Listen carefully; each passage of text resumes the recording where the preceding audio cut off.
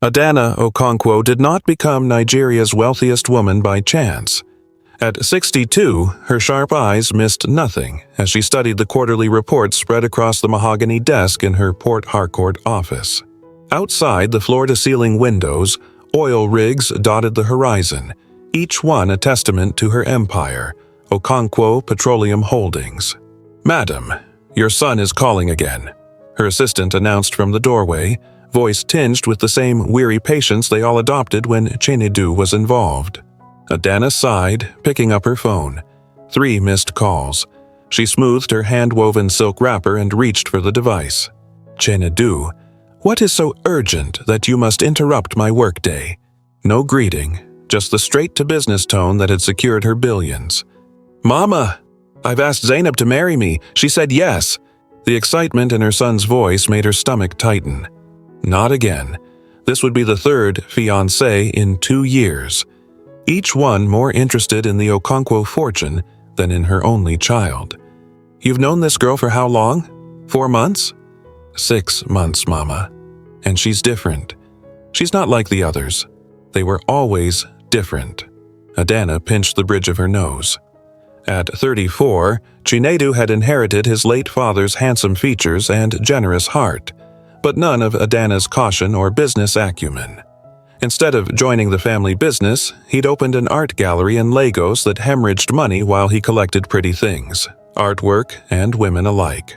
"I want you to meet her properly," Chinedu continued. "We're hosting a dinner party next Saturday. All her friends will be there. Please, Mama."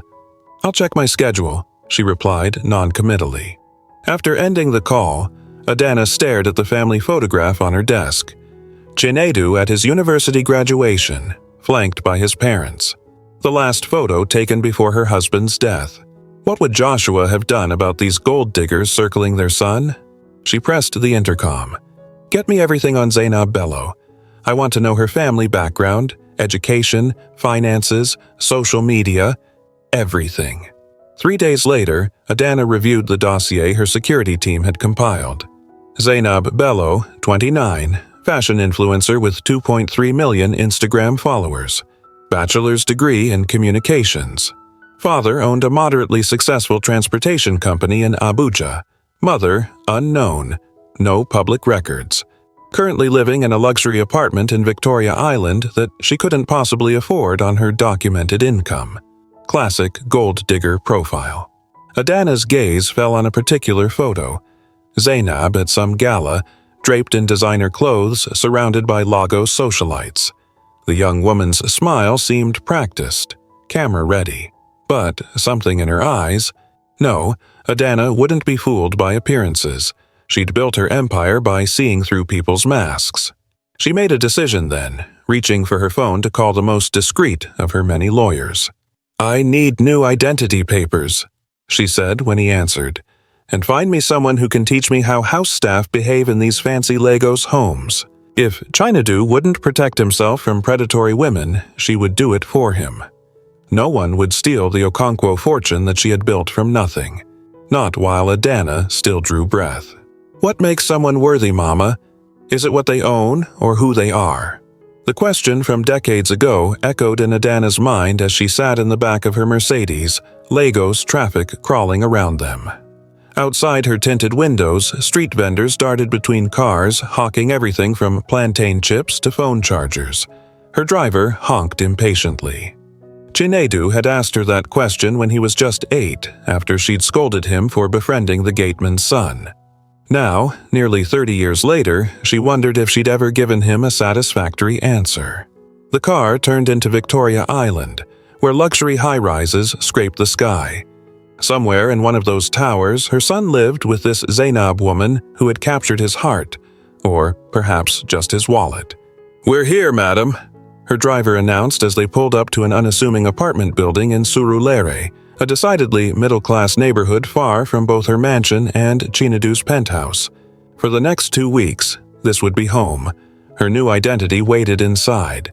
Auntie Amara, a 50-something widow from Enugu seeking work as a housekeeper. The transformation had begun 3 days ago with her first lesson from Ngozi, her own housekeeper of 15 years.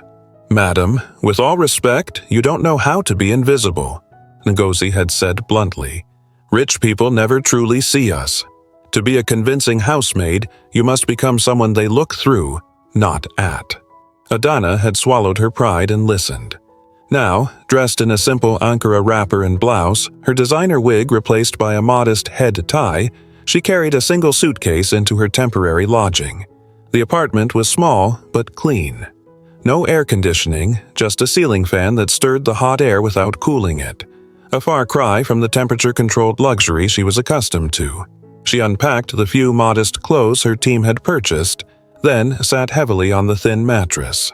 Tomorrow, she would present herself at Chinedu's home, recommended by an employment agency that now existed only on paper and in digital records, courtesy of her vast resources. Her phone buzzed. Not her usual smartphone, but a basic model purchased for this charade. "All set?" It was James, her head of security. "Yes. Remember, no contact unless absolutely necessary." "Madam, I still think—" "I've made my decision," she cut him off. After ending the call, Adana stood before the small mirror on the wall. The woman who stared back was almost unrecognizable, devoid of the designer clothes, perfect makeup, and regal bearing that had become her armor in the male-dominated oil industry. "The true measure of a person," she whispered to her reflection, recalling what she should have told Chinedu all those years ago, "is how they treat those who can do nothing for them." Tomorrow, she would discover exactly how Zainab Bello measured up, and perhaps, though she wouldn't admit it even to herself, discover something about her own worth as well. "You come highly recommended, Auntie Amara," said Mrs. Okafor, the house manager of Chinedu's expansive Victoria Island apartment. Her critical eyes scanned Adana from head to toe. "But you're older than most housekeepers we hire." Adana lowered her gaze submissively, a posture that felt utterly foreign to her. "Age brings experience, Ma. I raised 5 children and kept house for important families in Enugu." All lies, of course. The false references would hold up to scrutiny. She'd made sure of that. Mrs. Okafor nodded curtly. "You'll be responsible for cleaning the guest areas and assisting in the kitchen.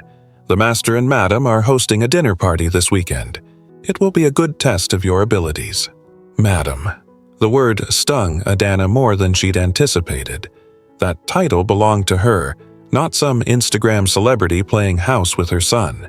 Mrs. Okafor led her through the apartment, a sprawling penthouse with floor-to-ceiling windows overlooking Lagos Lagoon. The decor surprised Adana. Gone were Chinedu's abstract art pieces and minimalist furniture, replaced by warm colors, traditional Nigerian fabrics mixed with modern designs, and family photographs. It looked homey. "These are your quarters." Mrs. Okafor indicated a modest but comfortable room in the staff wing. "Bathroom is shared. Be ready at 5 a.m. tomorrow." Left alone, Adana sat on the bed, mentally preparing for her role. She'd need to be invisible, yet observant. The door to the bathroom opened, and a young woman in a maid's uniform stepped out. "Oh, you must be the new auntie," she said, smiling broadly. "I'm Blessing." "Amara," Adana replied, trying to mimic Ngozi's cadence of speech. "First time working in Lagos?" "Yes, I was in Enugu before." Blessing sat beside her uninvited, something no staff would dare do with the real Adana Okonkwo. "You'll like it here. Oga Chinedu is kind, not like some who treat staff like furniture." She lowered her voice conspiratorially. "And the new madam is not proud at all." Adana's ears perked up. "Tell me about this madam." "She remembers our names, asks about our families." Blessing shrugged. "Some rich women born with silver spoon pretend we don't exist." Before Adana could probe further, voices drifted from the hallway. Blessing jumped up. "That's them. Come, let me introduce you." Adana's heart hammered as she followed Blessing into the living room. There stood Chinedu, her beloved son, hand intertwined with a woman even more beautiful than her photographs. Tall and graceful in a simple jeans and blouse, her braids pulled into a high ponytail. "Oga, this is Auntie Amara, the new housekeeper," Blessing announced. Chinedu nodded politely with no recognition in his eyes, exactly as Adana had expected. Her disguise was flawless. But it was Zainab who stepped forward, extending her hand, an unexpected gesture of equality that momentarily stunned Adana. "Welcome, Auntie Amara. I'm Zainab. Thank you for joining our home." Adana took the offered hand, searching the young woman's face for any sign of the calculating social climber she'd expected. Instead, she found warm eyes meeting hers directly. "It's my pleasure to serve, madam," Adana replied, the words bitter on her tongue as she began her dangerous game. Saturday evening arrived, bringing with it the dinner party Adana had been preparing for all week. As Auntie Amara, she had scrubbed floors, polished silverware, and chopped endless vegetables, labor her manicured hands had never known. The guests began arriving at 7. Lagos elite in designer clothes, air-kissing and loudly complimenting the decor. Adana moved among them with practiced invisibility, offering trays of champagne and appetizers while straining to hear snippets of conversation. "Can't believe Chinadu Okonkwo is actually settling down. His mother must be furious he's not marrying from an oil family. How did a social media girl bag Nigeria's most eligible bachelor?" In the kitchen, chaos reigned. The caterer was panicking about a seafood dish, and Blessing had spilled red wine on her uniform minutes before serving was to begin. "It's ruined," Blessing cried, tears welling in her eyes.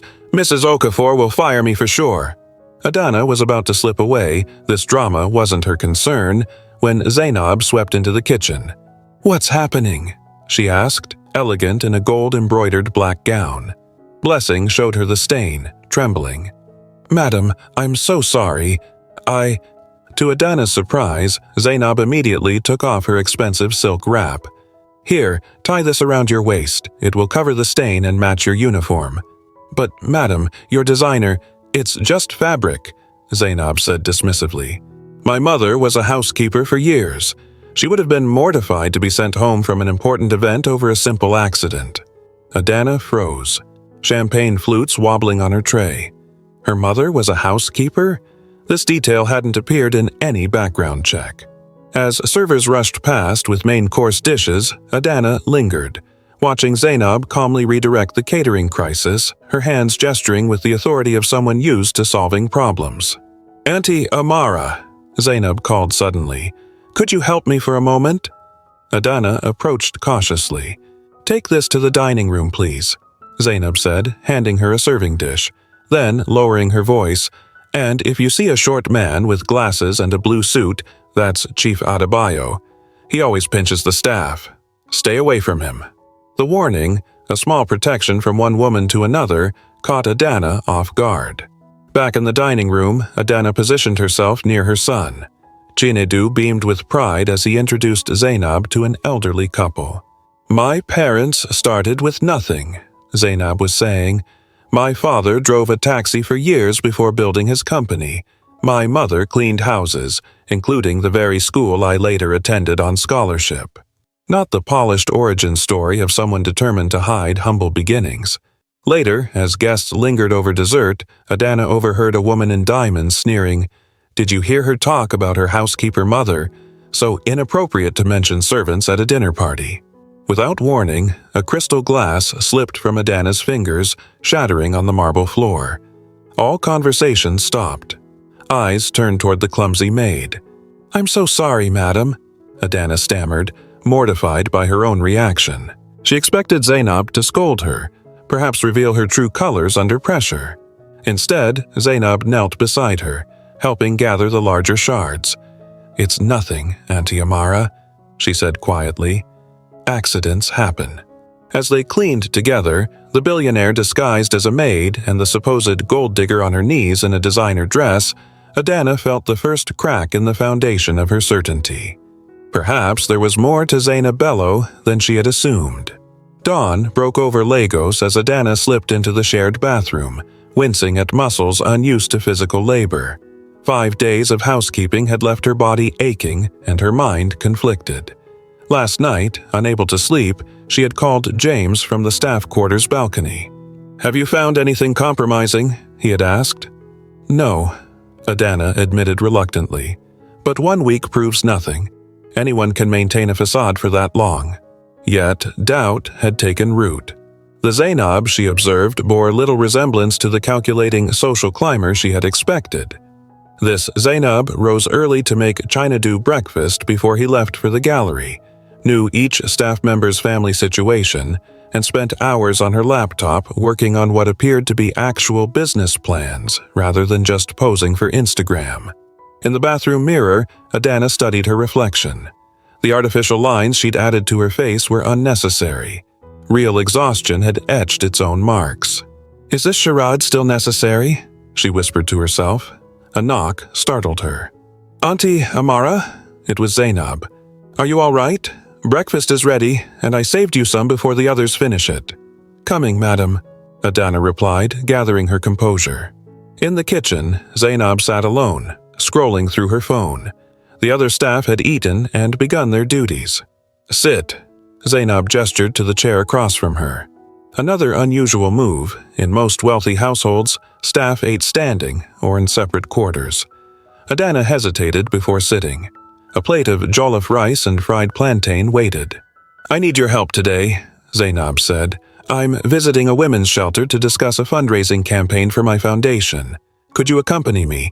I could use another pair of hands." Foundation. Another detail missing from her intelligence reports. "Of course, madam," Adana replied, calculating. This might be an opportunity to test Zainab outside the confines of the apartment. Hours later, their driver pulled up to a modest building in Makoko, one of Lagos's poorest neighborhoods. Inside, women and children sat in a clean but sparse common room. Adana watched carefully as Zainab greeted the shelter director. No photographers, no social media team documenting her charity work. Just Zainab with a notebook and genuine questions. "Auntie Amara, could you help distribute these?" Zainab handed her bags containing toiletries and children's books. As Adana moved through the room, she overheard Zainab speaking with a young mother. "My scholarship program has 3 openings," Zainab was saying. "Your daughter would be perfect. The schools don't know the children come from the shelter." "We cannot repay such kindness," the woman responded. "My mother worked 3 cleaning jobs to put me through school," Zainab said softly. "Someone helped us when we needed it. This is just continuing that circle." Adana nearly dropped the book she was holding. The genuine emotion in Zainab's voice couldn't be faked. Later, as they prepared to leave, the shelter director embraced Zainab. "You've come every month since before your engagement. Most celebrities visit once for photos, then disappear." On the drive back, Adana remained quiet, processing. Either Zainab was playing an incredibly long game, or, "You're different from other housekeepers, Auntie Amara," Zainab said suddenly, breaking the silence. "Something in your eyes. You observe everything. Were you perhaps educated beyond primary school?" The question, too perceptive, too close to unraveling her disguise, sent a chill through Adana. She needed to be more careful, and perhaps it was time to push harder with her tests. "I've decided to stay longer," Adana informed James over a secure line from a busy market where her voice couldn't be overheard. "Another 2 weeks at minimum. Madam, your company can survive without me for a short while. I've built it to run efficiently." She watched shoppers haggle over yams and peppers, the everyday commerce of ordinary Lagosians, a world she had left behind decades ago. "And if Mr. Chinadu recognizes you, or if his fiancée discovers she won't," Adana's tone left no room for debate. "I need more time to be certain." Ending the call, Adana purchased plantains for tonight's dinner, bargaining fiercely as Ngozi had taught her, another skill she hadn't used since she was a struggling young widow with a small son. For a moment, she felt a strange nostalgia for that simpler time. Back at the apartment, she found Zainab and Chinedu in the kitchen, laughing as they attempted to make egusi soup together. Flour dusted Zainab's cheeks, and Chinedu was failing spectacularly at grinding the melon seeds. "This is why we have staff," he joked, looking up as Adana entered. "Auntie Amara, perfect timing. Help us before we destroy your kitchen." "Your kitchen," the casual inclusion struck her. "Move aside, sir," Adana said, falling deeper into her role as she took the mortar. "Let me show you the proper way." As they cooked together, Adana studied them. The way Chinedu gazed at Zainab was unmistakable, pure adoration. But was Zainab's affection equally genuine? "I've been thinking," Zainab said as they worked. "We should increase the staff's wages. Living costs in Lagos are impossible now." "Whatever you think is fair," Chinadu agreed easily. "You handle the household accounts better than I ever did." Adana nearly dropped the wooden spoon. They had given this woman access to finances already? Later that night, Adana executed the first of her planned tests. She deliberately spilled palm oil on one of Zainab's expensive white blouses while doing laundry. "Madam, I'm so sorry," she apologized, presenting the ruined garment. "I was careless." Zainab examined the blouse, a designer piece worth more than a housekeeper's monthly salary. The perfect moment for a mask to slip. "It's just cloth," Zainab said after a moment. "But please be more careful. Some stains set permanently. No tantrum. No threats of dock pay or dismissal." Test 2 came the following morning. Adana accidentally deleted a presentation on Zainab's unlocked laptop, one she'd been working on for days for her foundation. The reaction was more pronounced this time. Zainab paced, clearly distressed. "Auntie Amara, I needed that for tomorrow's meeting with potential donors." "I can help you rebuild it," Adana offered, expecting rejection. Instead, Zainab nodded. "Yes, please. 2 minds work faster than one." They worked side by side for hours. Adana, slipping occasionally into her executive persona, made suggestions that caused Zainab to look at her curiously. "You understand business well for—" Zainab stopped herself. "For a housekeeper?" Adana finished, heart pounding. Zainab shook her head. "I apologize. That was elitist of me. My mother always hated when her employers underestimated her intelligence." Adana felt a sting of shame, followed by determination. These minor tests weren't enough. If she was committing to this deception, she needed something more significant, a challenge that would reveal Zainab's true character beyond any doubt. She began planning the ultimate test.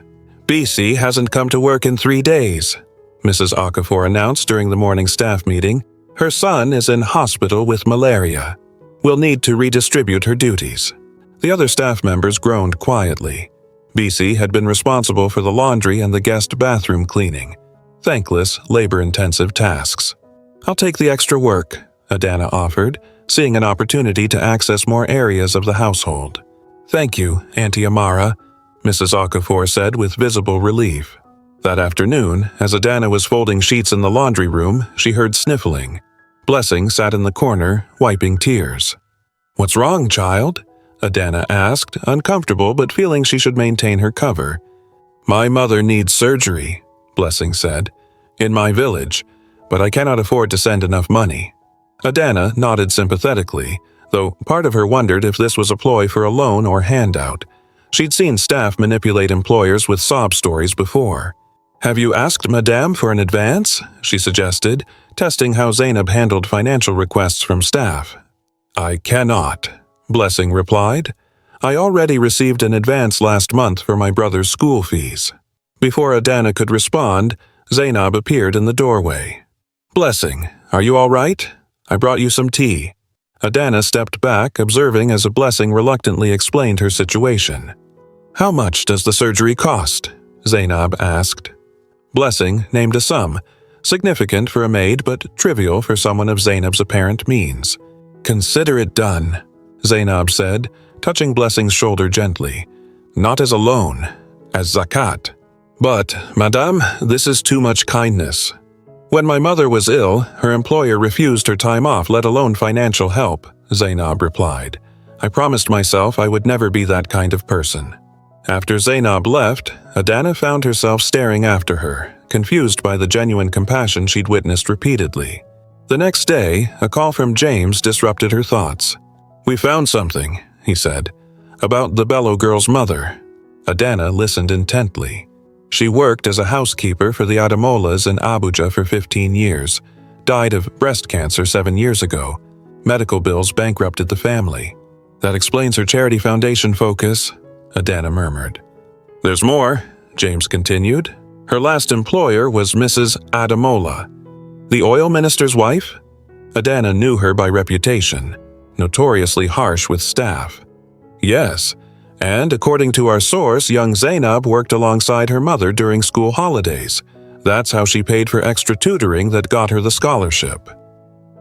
After ending the call, Adana sat on her small bed, processing this information. Zainab hadn't simply observed service, she had lived it.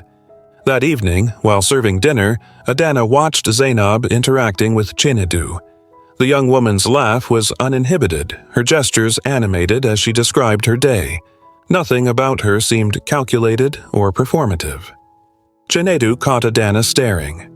"Is everything all right, Auntie Amara?" "Yes, sir," she replied quickly. "Just thinking of Bisi's son. Malaria can be dangerous." "We should visit him," Zainab suggested immediately. "And take food for Bisi. Hospital canteens are terrible." As Adana turned to leave, she heard Chinedu say softly to Zainab, "This is why I love you. Your heart has no limits." For the first time, Adana wondered if her son might actually know exactly what he was doing in choosing this woman. "Auntie Amara, are you free this afternoon?" Zainab asked, peeking into the kitchen where Adana was preparing lunch. 2 weeks had passed since Adana had infiltrated the household. 2 weeks of watching, testing, and grudgingly admitting that Zainab consistently passed her challenges. "Yes, madam. What do you need?" "Chinedu's mother is coming to dinner tomorrow night," Zainab said, fidgeting with her bracelet. "I've never met her formally, and I'm terrified." Adana nearly dropped the knife she was holding. "The famous Adana Okonkwo?" she asked, feigning ignorance while her pulse raced. "Yes," Zainab sighed. "From what Chinedu says, she's brilliant but intimidating. I need help preparing. Could you assist me with choosing the right meal? Something traditional that might impress her?" The absurdity of the situation, being asked to help Zainab impress herself, wasn't lost on Adana. "Of course, madam. What does Mrs. Okonkwo like to eat?" "Chinedu says she prefers Igbo dishes. Could you help me practice making ofe akwu? It's her favorite, apparently." Adana felt a spark of surprise. It was indeed her favorite, though she couldn't recall telling Chinedu that recently. He had been paying attention. That afternoon became a masterclass in palm nut soup preparation. Adana, who hadn't cooked for herself in decades but had learned at her own mother's side, guided Zainab through the process. "No, more uziza leaves," she instructed, momentarily forgetting her role. "Mrs. Okonkwo will expect the proper flavor." "How do you know what she expects?" Zainab asked curiously. Adana caught herself. "All these big madams are the same," she recovered, very particular about traditional recipes.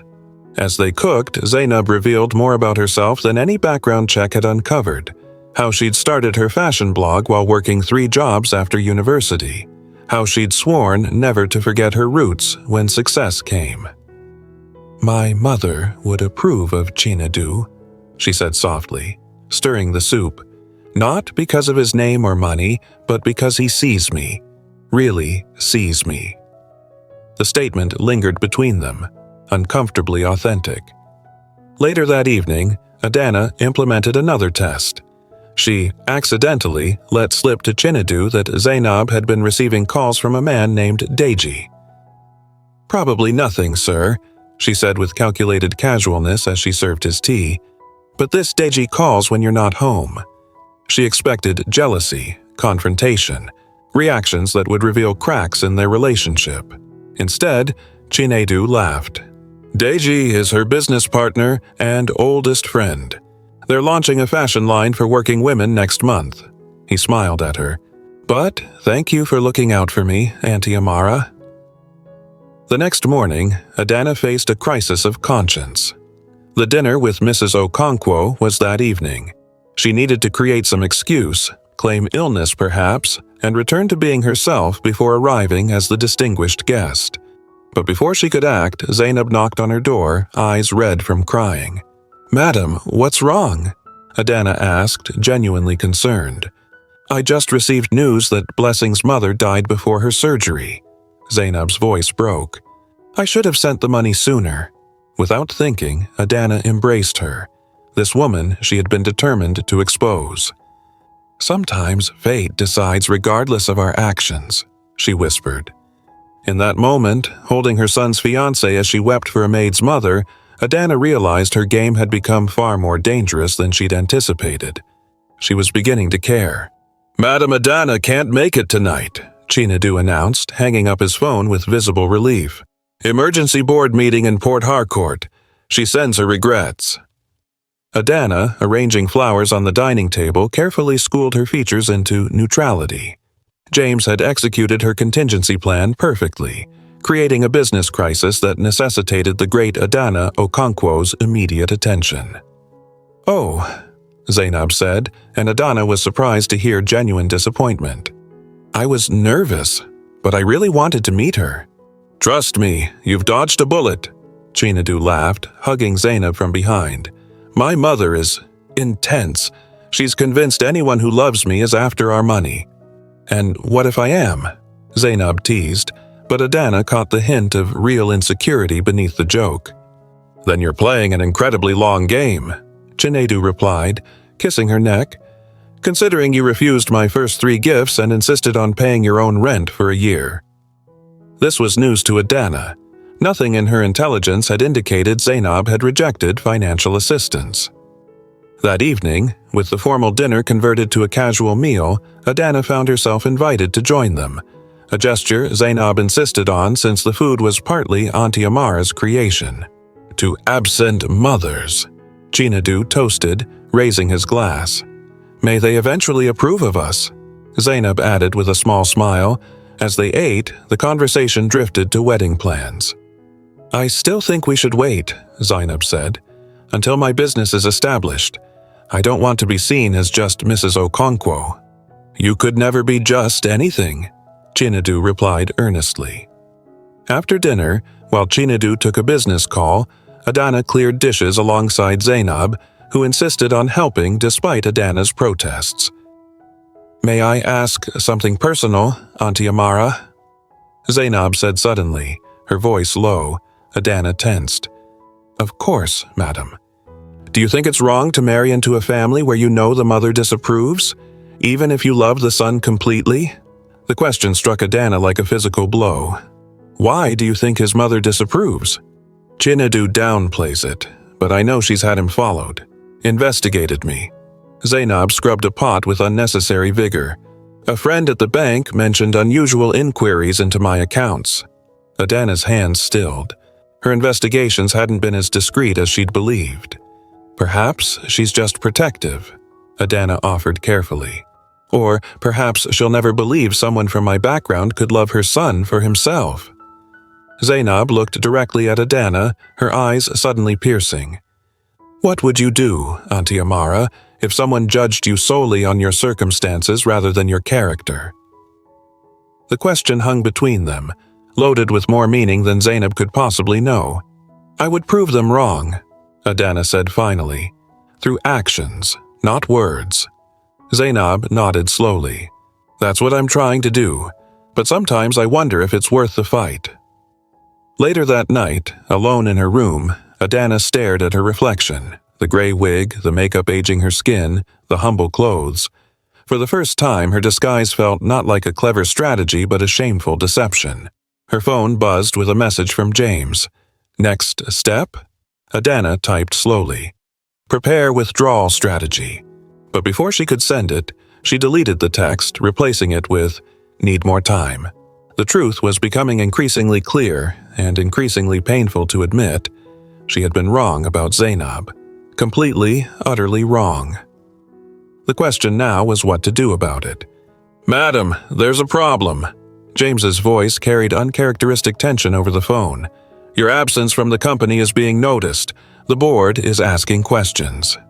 Adana paced the small balcony outside the staff quarters, keeping her voice low. "Handle it, James. That's what I pay you for. There's more. A reporter from Business Africa has been inquiring about your whereabouts. They're running a piece on Nigeria's vanishing billionaire." Adana pinched the bridge of her nose. 3 weeks had stretched into nearly 4, and the elaborate house of cards she'd built was beginning to collapse. "Buy us more time. Any way you can." As she ended the call, a voice behind her froze her blood. "Who were you talking to, Auntie Amara?" Adana turned to find Mrs. Okafor watching her with narrowed eyes. "My son," Adana lied smoothly. "He is sick." "Strange." Mrs. Okafor folded her arms. "Last week you said you had no children. A careless mistake. Adana had been too distracted, too comfortable in her role. I raised my sister's boy as my own," she recovered quickly. "Family is more than blood." Mrs. Okafor seemed unsatisfied, but let it pass. "Madam Zainab wants to see you in her office."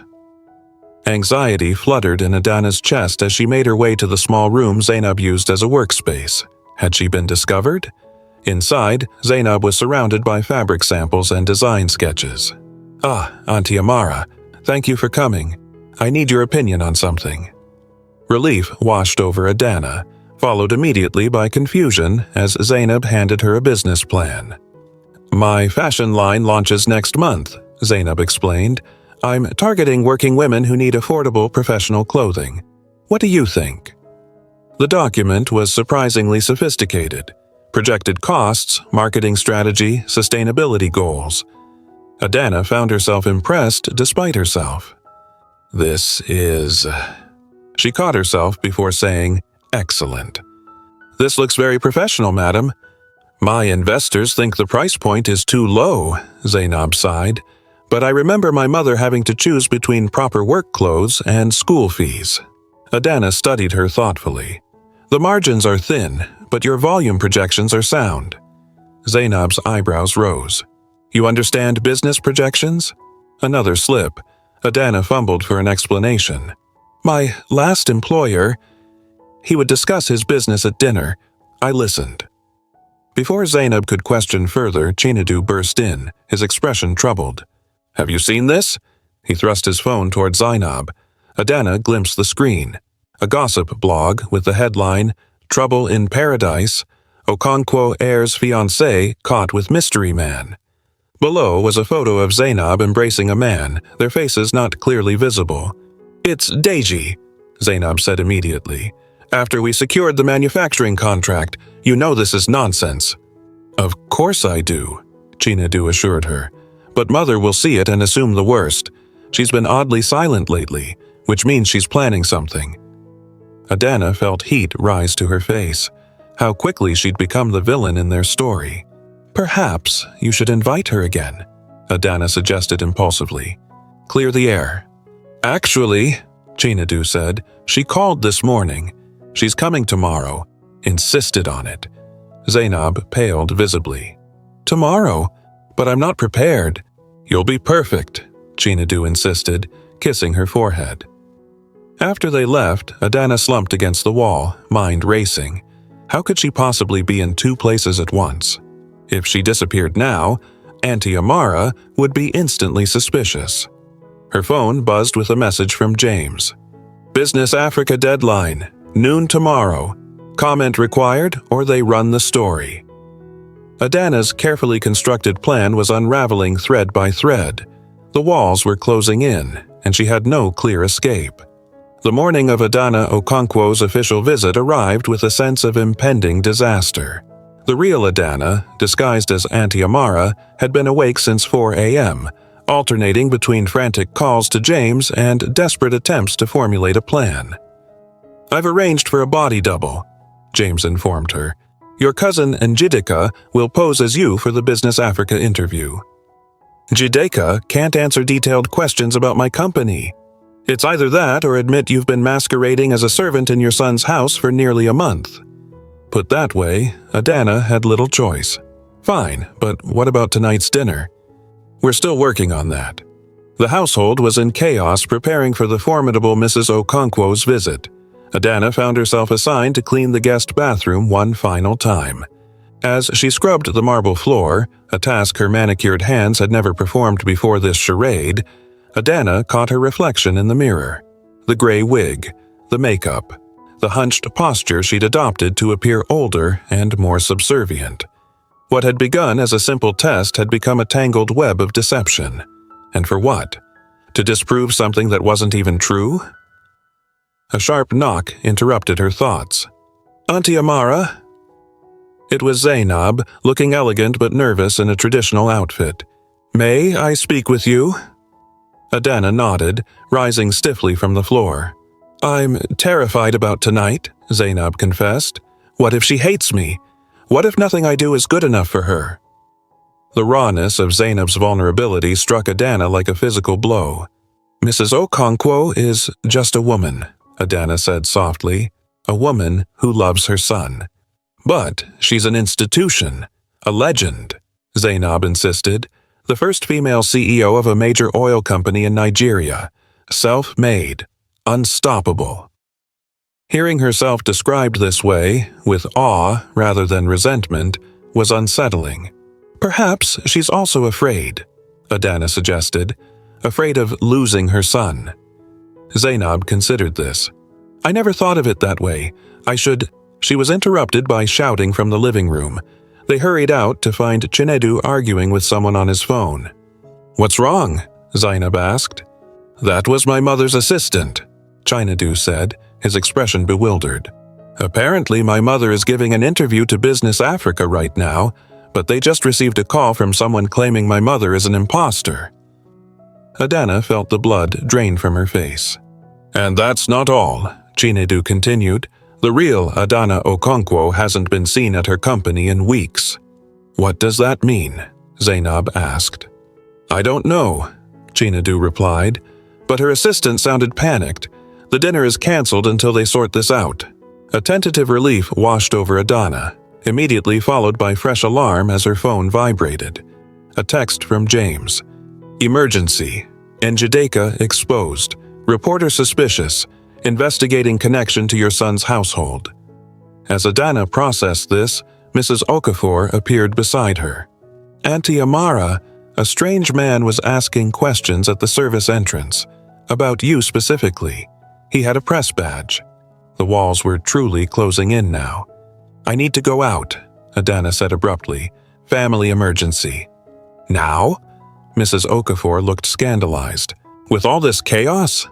"Let her go," Zainab intervened. "Family comes first." Adana met Zainab's compassionate gaze and felt a wave of shame so powerful it nearly buckled her knees. "Thank you, madam," she murmured, already planning her escape. But as she turned to leave, Blessing rushed in, waving her phone excitedly. "Look, it's Auntie Amara." On the screen was a side-by-side comparison. Auntie Amara from a staff photo taken last week, and Adana Okonkwo from a recent business publication. The headline read, "Billionaire in Disguise?" The room fell into stunned silence. Adana stood frozen as every eye turned to her, comparing her face to the image on Blessing's phone. "It can't be," Mrs. Okafor whispered, but her eyes widened with dawning recognition. Chinedu pushed through the gathering staff, staring at the phone, then at the woman he'd known as Auntie Amara. The color drained from his face as recognition dawned. "Mama?" His voice cracked with disbelief. In that moment, Adana knew her elaborate disguise, the makeup, the wig, the affected mannerisms, had fallen away under her son's scrutiny. He saw her now, truly saw her. "Chinedu, I can explain," she began, but her voice sounded foreign even to her own ears, halfway between Auntie Amara's subservient tone and her own authoritative one. "Explain what?" Chinedu's shocked whisper cut deeper than any shout. "That you infiltrated my home? Spied on my private life? Disguised yourself as staff to what? Test my fiancé?" Zainab stood motionless, her expression unreadable as the truth crystallized. "All this time," Zainab said softly, "the questions, the accidents with my clothes, my presentation, those were tests?" Adana couldn't bear the hurt in her eyes. "Yes," she admitted, "I needed to know. If I was a gold digger," Zainab finished, her voice remarkably steady. "If I was after your son's money, your money." The gathered staff watched the drama unfold, mouths agape.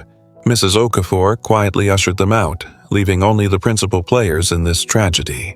"I was protecting my family," Adana said, finding strength in the familiar justification. "My company, my legacy. Your legacy? Chinedu's voice rose. Your legacy is more important than my happiness, than my right to privacy, to trust. You've been deceived before, Adana countered, desperation creeping in. Those other women were nothing like Zainab, Chinedu shouted, which you would have known if you'd bothered to know her as yourself instead of through this sick game. The word game struck Adana like a physical blow. When had her reasonable precaution transformed into something so twisted? Chinedu, Zainab touched his arm gently. I need a moment with your mother. You don't owe her anything, he protested. Please, Zainab insisted. After a long, tense moment, Chinedu nodded stiffly and left the room, his shoulders rigid with anger. Alone with Zainab, Adana felt stripped bare, more exposed than she'd been in decades. The power dynamic had inverted completely. Did I pass? Zainab asked simply. The directness of the question caught Adana off guard. What? Your tests. Did I pass them? No anger colored her tone, only a quiet dignity that made Adana's elaborate scheme seem increasingly childish. Yes, Adana admitted, beyond anything I expected. Zainab nodded slowly. I should hate you for this. I would understand if you did. The strange thing is, Zainab continued, I understand why you did it. If I ever have a son, I might be tempted to protect him just as fiercely. Unexpected tears pricked Adana's eyes. That doesn't excuse my methods. No, Zainab agreed. It doesn't. She moved toward the door, then paused. You know the saddest part of all this? In another life, we might have been allies. You built an empire from nothing. I'm trying to build something too. She smiled sadly. As Auntie Amara, you gave me good business advice. With that, she left Adana standing alone in the wreckage of her deception, a billionaire who had never felt poorer. Adana stood in Auntie Amara's tiny bathroom, methodically removing the last traces of her disguise. The gray wig lay discarded on the floor. The makeup that had aged her skin washed away in brownish rivulets down the drain. Her true reflection emerged gradually in the spotted mirror, powerful, elegant, exposed. 3 days had passed since her unmasking. 3 days of tabloid headlines screaming "Billionaire Maid" and "Okonkwo's undercover boss." 3 days of her PR team working overtime to contain the damage to her company's stock price. 3 days of Chinedu refusing her calls. She'd retreated to a hotel suite, leaving behind the modest possessions of Auntie Amara.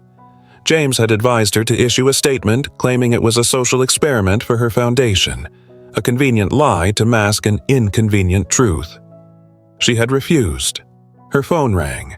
Not James this time, but Ngozi, her longtime housekeeper. Madam. Ngozi's familiar voice held unusual gentleness. How are you? I've been better, Adana admitted, though I deserve much worse. Perhaps, Ngozi agreed bluntly, but I didn't call to judge you. Then why? Because you learned to clean toilets and fold sheets and cook for others instead of being served, Ngozi said. That changes a person. Adana smiled wryly. Not enough, it seems. After ending the call, Adana paced the hotel suite, thinking of all the invisible labor she'd participated in these past weeks. The aching backs and tired feet of people who made others' lives function smoothly without recognition. People like Zainab's mother. A clarity began to form in her mind. Not a scheme or strategy, but something simpler and infinitely more difficult. She picked up her phone and sent one text to James. Cancel all damage control. I'm going to tell the truth.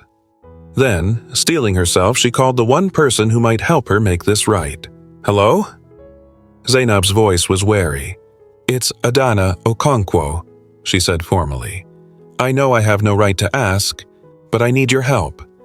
Silence stretched between them. With what? Zainab finally asked. With humility, Adana answered honestly. Something I'm finding I know very little about. Another long pause. The shelter in Makoko, Zainab said eventually. Tomorrow morning at 8. Come alone and dress simply. Thank you, Adana breathed.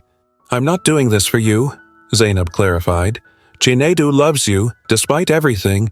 He's heartbroken, not just angry." The call ended, leaving Adana with a fragile thread of hope. The next morning, wearing jeans and a plain blouse, no designer labels, no jewelry, Adana arrived at the women's shelter. Zainab waited outside, her expression reserved but not hostile. "Why did you bring me here?" Adana asked. "Because Auntie Amara would have understood this place," Zainab replied. "I'm curious if Adana Okonkwo can." Inside, women and children looked up curiously at the newcomers. Zainab greeted them by name, introducing Adana simply as a friend. "What do you want me to do?" Adana asked quietly. Zainab handed her a broom. "To start? The same work Auntie Amara did, but this time as yourself." Adana took the broom, understanding dawning. This wasn't punishment. It was an opportunity, a chance to serve not from deception, but from choice, to see these women as equals, not subjects in her experiment. As she began to sweep, a small girl tugged at her sleeve. "Are you the rich lady from the news?" "Yes," Adana admitted, expecting scorn. Instead, the child smiled. "My mama says even rich ladies need to learn to clean up their own messes." The simple wisdom brought a genuine smile to Adana's face, the first since her world had unraveled. For 2 weeks, Adana Okonkwo, oil magnate, business titan, one of Nigeria's wealthiest citizens, volunteered at the Makoko Women's Shelter. Not as a benefactor writing checks from a distance, but as a woman with 2 capable hands, scrubbing floors, preparing meals, and listening to stories of struggle that mirrored her own long-forgotten beginnings. Each evening, she returned to her hotel, exhausted in body but somehow lighter in spirit. The work itself became a kind of meditation, a remembering of who she had been before wealth had built walls between her and the rest of humanity. On her final day at the shelter, as she helped a young mother prepare for a job interview, Zainab appeared at her side. "He's ready to see you," Zainab said simply. Adana's heart hammered in her chest. "Chinedu? He'll speak to me?" "I've told him about your time here," Zainab explained, not as a performance but as a genuine effort to understand. An hour later, Adana sat in a small cafe, fidgeting with her cup of tea as she waited for her son. When Chinedu finally appeared, his face was guarded but not hostile. "Thank you for coming," Adana said softly. Chinedu sat across from her. Zainab insisted. "She's remarkable," Adana admitted. "Everything I would have chosen for you if I'd been wise enough to see clearly."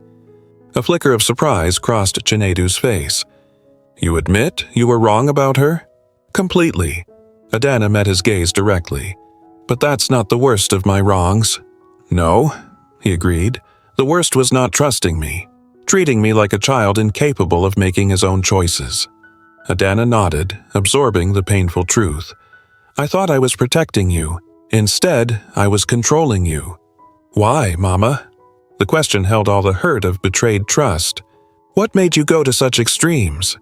Adana considered deflecting, offering polished excuses about maternal concern. Instead, she offered honesty. "Fear," she admitted. "When your father died, you became everything to me. Not just my son, but my heir, the future of everything I'd built." She took a shaky breath. "I was afraid of losing control."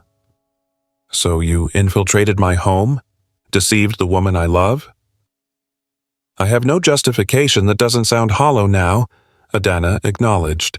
"Only regret and gratitude." "Gratitude?" Chinedu looked puzzled. "For what this experience taught me," Adana explained, "about Zainab's character, about my own failings, about what truly matters." Chinedu studied her, searching for insincerity. "Zainab says you're different now, that working at the shelter changed you." "Not changed," Adana corrected gently. "Reminded of who I was before money and power became my identity, of the woman who struggled and knew the value of every naira earned." She smiled sadly. "The woman your father fell in love with." Something in Chinedu's expression softened. "That woman sounds like someone I'd like to know better." "She'd like that too," Adana whispered, hope fluttering in her chest. They talked for hours, truly talked, as they hadn't in years, about his art gallery, about her company, about the future, and about Zainab, whom Chinedu had asked to join them for dinner. When Zainab arrived, she carried a small package wrapped in simple cloth. "A gift," she said, placing it before Adana. "From all of us at the shelter." Inside was a hand-beaded apron, humble but beautiful. Sewn into the pocket was a single word, Amara. "It means grace in Igbo," Zainab explained, though Adana knew this. "They said it suited you better than any designer label." As Adana traced the embroidered name with her finger, she realized that sometimes the most valuable things come disguised as the simplest. "Thank you," she said, looking between her son and the woman who had taught them both about the true measure of worth, "for giving me a second chance to get this right." 6 months later, Adana stood at the edge of her expansive Port Harcourt garden, watching caterers arrange tables for the evening's event. The launch of the Amara Foundation, dedicated to supporting women transitioning from domestic service to business ownership, had drawn Nigeria's elite. But tonight wasn't about impressing billionaires. It was about honoring journeys. "Everything looks beautiful, Mama," Chinedu said, appearing at her side. The fragile reconciliation that had begun in that cafe had strengthened gradually, nurtured by honest conversations and genuine effort. "Is Zainab ready?" Adana asked, adjusting her simple jeel. She'd chosen to wear one of the designs from Zainab's new clothing line, elegant but understated. "Finishing a call with her factory manager," Chinedu replied with pride. "Her first shipment sold out in 3 days." Adana nodded, unsurprised. In the months since the incident, as they now diplomatically called it, she had become Zainab's unofficial business mentor. The young woman's vision combined with Adana's experience had proven a powerful partnership. "Mrs. Okonkwo?" A familiar voice called from behind them. Adana turned to find Blessing, the former housemaid, now dressed in a smart business suit. "The graduates are arriving," Blessing reported professionally. As the Foundation's first employee, she coordinated the training program for women transitioning from domestic work. "Thank you, Blessing," Adana replied. "And please, I've told you, call me Adana." Old habits died hard for both of them. As guests arrived, Adana greeted them personally, oil executives mingling with former housekeepers, politicians chatting with market women, her two worlds colliding and finding unexpected harmony. When the time came for speeches, Adana approached the microphone with uncharacteristic nervousness. The crowd quieted. "6 months ago," she began, "I made headlines for disguising myself as a housemaid named Auntie Amara. Many called it a scandal. Some called it a publicity stunt." She smiled wryly. "It was actually something far simpler and more shameful, a mother who didn't trust her son's judgment." Murmurs rippled through the audience. "What began as a deception became my most valuable education," Adana continued. "For 3 decades, I built an empire of oil and influence. But in 3 weeks of cleaning floors and serving others, I learned more about true worth than in all my years in boardrooms." She gestured to the 20 women seated in the front row, the Foundation's first graduating class, each with a business plan and a small startup grant. "These women remind me of who I was before wealth defined me. They possess the same determination I once had, the same hunger to build something meaningful." Her voice strengthened. "They deserve the same chance I got." As applause filled the garden, Adana caught Zainab's eye from across the crowd. Her soon-to-be daughter-in-law gave a small nod of approval. Later, as the evening wound down, Adana found herself alone with Zainab on the terrace overlooking the oil rigs that had built her fortune. "You've created something remarkable," Zainab said. "The Foundation will change lives." "It was your idea," Adana reminded her. "But your resources and influence made it possible," Zainab countered. "We're a good team."